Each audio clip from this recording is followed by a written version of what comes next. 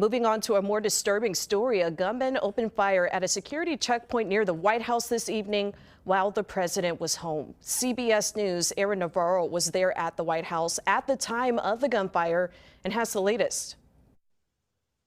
Multiple gunshots rang out near the White House grounds shortly after 6 p.m. on Saturday evening. The shots can be heard here, as I was doing an on-camera report. It's weakening.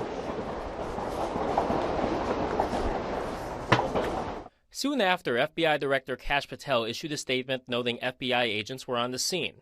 And according to a spokesperson for the Secret Service, the source of the shots was a gunman who fired multiple rounds at a security checkpoint located outside the White House at the intersection of 17th Street and Pennsylvania Avenue Northwest and near the Eisenhower Executive Office building.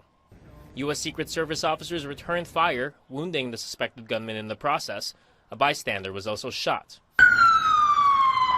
The suspect was transported to an area hospital where he died from his injuries.